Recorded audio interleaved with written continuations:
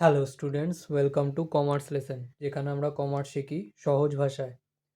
আজকের ভিডিওতে আমরা 494 পেজের এমসিকিউ সলভ করব উইথ কারেক্ট সলিউশন। তাহলে শুরু করা যাক। 1 নম্বর, in absence of partnership agreement partners can get interest on loan. The balance of partners capital account under fixed capital method always credit. A partner drew rupees 500 at the end of each month. The amount of interest on drawing at the rate 6% per annum will be rupees 165. এটা solution আমরা লাস্টে দেখব। If average profit is rupees 1,05,000, normal rate of return is 15% and net assets are rupees 3 lakh, what will be the value of goodwill? Rupees 4 lakh. এটা solution আমরা লাস্টে দেখব।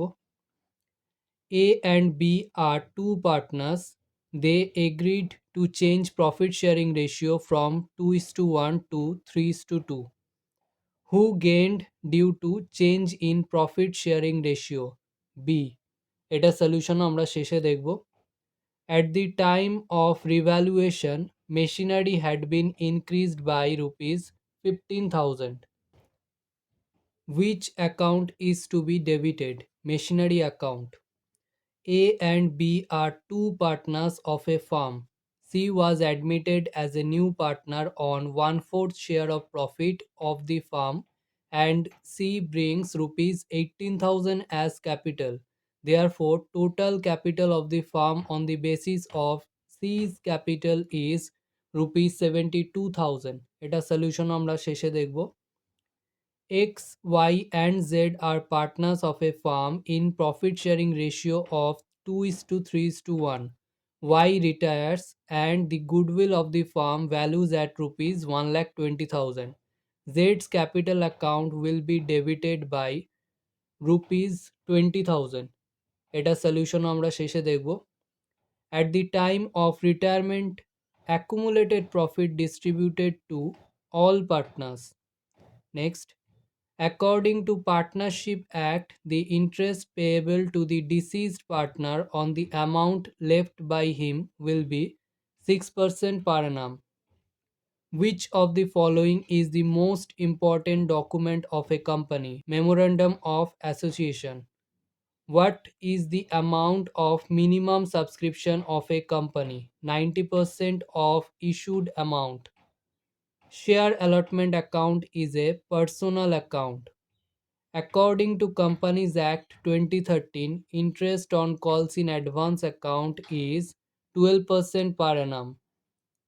Face value of a share is rupees 10, rupees 8 being called up and rupees 7 is paid up. While forfeiting the shares, share forfeiture account is credited by rupees 7.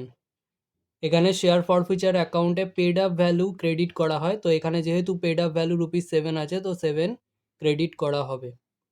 Share issued at a price more than its face value is called issue of share at a premium.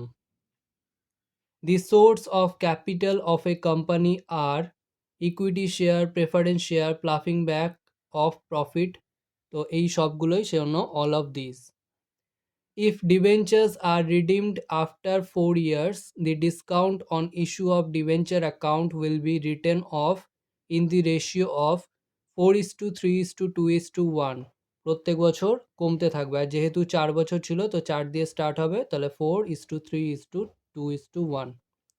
Next, ideal current ratio is 2:1.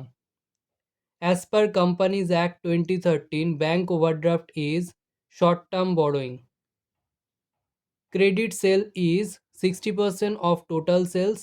If total sale is rupees 8 lakh, then cash sales is rupees 3,20,000. এটা solution আমরা লাস্টে দেখব। If working capital is rupees 1,50,000 and current ratio is 2:1, then value of current assets will be rupees 3 lakh. এটা solution আমরা শেষে দেখব। The financial statement of a company comprises statement of profit and loss, balance sheet, cash flow statement, এই সবগুলোই সেজন্য all of these. Purchase of machinery of rupees 80,000 is cash outflow from investing activity.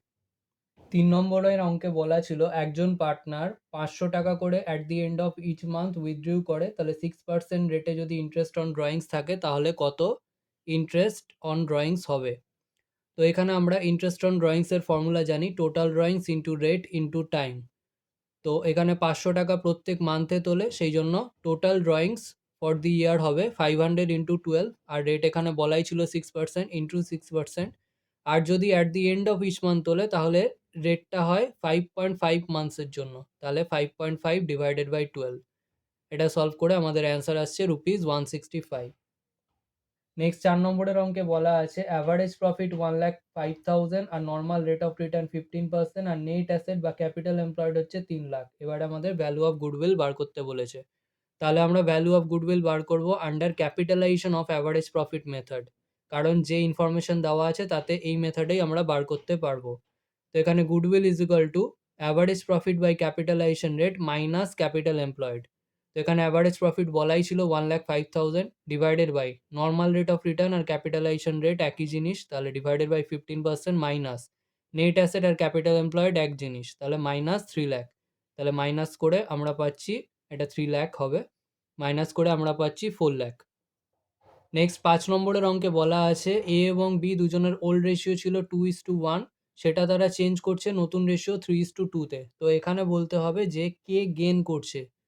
তো এখানে আমরা সবার ফার্স্টে old রেশিওটা লিখে নিই। তো এ এবং বি এর ওল্ড রেশিও ছিল 2:1, তাহলে ওদের শেয়ার ছিল 2/3 1/3।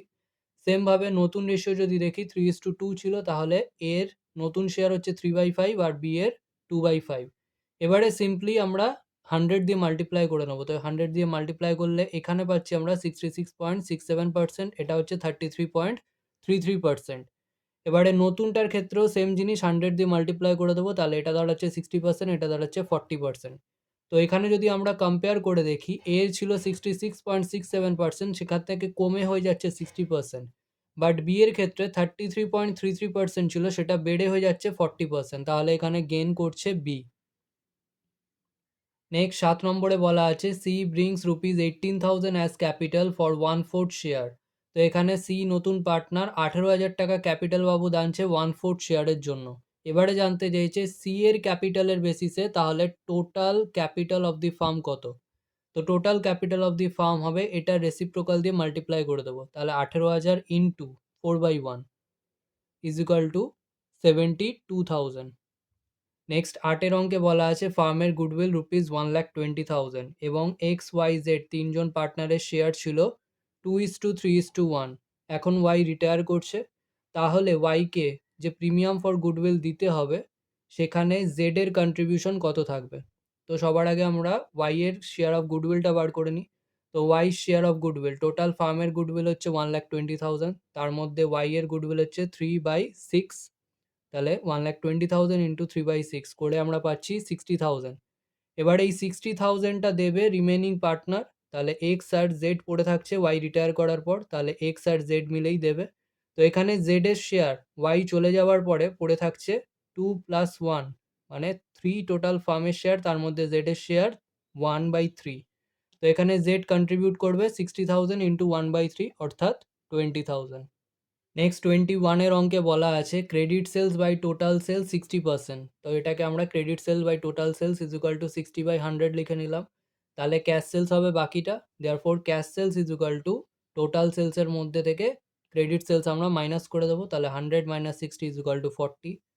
এবারে আমাদের ক্যাশ সেলস জানতে চেয়েছে, তো আমরা জানি এখানে 8 লাখ বলা আছে আমাদের টোটাল সেলস, আর 8 লাখটা 100 সমান, তাহলে 8 lakh divided by 100 into cash sales জানতে চেয়েছে, ক্যাশ সেলসের রেশিও হচ্ছে 40, তাহলে ইন্টু 40 করে আমরা পাচ্ছি 3,20,000। নেক্সট 22 এর অঙ্কে কারেন্ট রেশিও বলা আছে 2:1, অর্থাৎ current assets by current liability is equal to 2/1। তাহলে ওয়ার্কিং ক্যাপিটাল আমরা জানি সিএ মাইনাস সিএল, মানে 2 থেকে 1 বাদ দিলে 1। এখানে আমাদের ওয়ার্কিং ক্যাপিটাল বলা আছে 1.5 লাখ, তাহলে সেই 1.5 লাখ 1-এর সমান, তাহলে 1.5 লাখকে 1 দিয়ে ডিভাইড করব। আর কারেন্ট অ্যাসেটস জানতে চেয়েছে, কারেন্ট অ্যাসেটসের রেশিও ছিল 2, তাহলে ইন্টু 2 করলে আমরা পাচ্ছি 3 লাখ। আজকের ভিডিও এখানেই শেষ। ভিডিওটা ভালো লাগলে লাইক করো, বন্ধুদের সাথে শেয়ার করো। যদি কোনো প্রশ্ন থেকে থাকে অবশ্যই কমেন্ট সেকশনে জানাও, এবং এই ভিডিওটা থেকে যদি নতুন কিছু শিখে থাকো তাহলে অবশ্যই সাবস্ক্রাইব করো এবং দেখতে থাকো কমার্স লেসন।